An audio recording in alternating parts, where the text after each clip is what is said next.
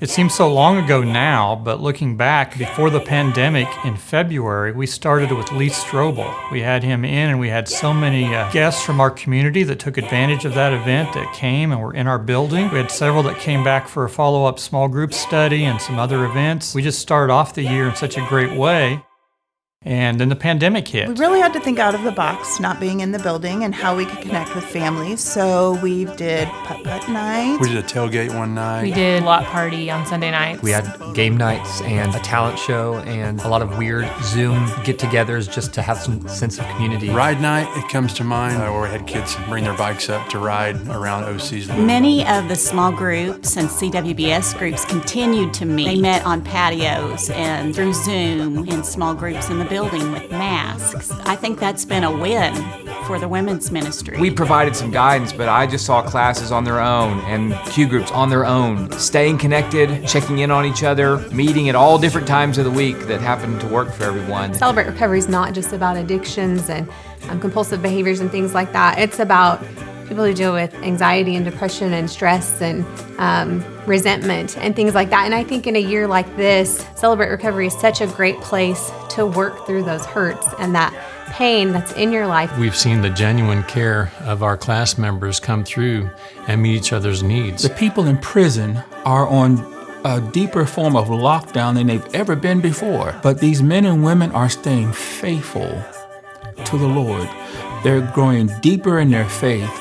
They're communicating with our ministry more and more. The Snapshots are endearing this year. It includes statements like, without y'all being here, I wouldn't have a future. I wouldn't have made it without you. Then there's the licensed pharmacy that we completed this year, fully state-run. We started in the pandemic feeding the students from Orvis Reisner who were no longer getting school meals because school was canceled. We saw a need for some care packages for senior adults in our community that were feeling a little alone and isolated, and also for our healthcare workers who are being asked to do so much, and we wanted to make sure they felt appreciated. So we put together 800 care packages. The first thing that comes to mind is the fullness of our memorial picture board. If my count is correct, I think we've had 36 families at Memorial Road experience loss this year. But it's also been an opportunity for 36 families to be served by their church family. In this season, I feel like in a lot of ways, technology has been redeemed. Technology allowed us to stay in contact. Every single human on this earth has been affected by the pandemic, and that certainly has given churches all around the world a tremendous challenge. But it's also been met by unbelievable sacrifice and love for people that we will never have a chance to meet here on this earth. I'm excited about the new way that we kind of have started to think as a ministry team. We've had to be so creative this year, and honestly, it's just been fun to dream and think about. I have seen God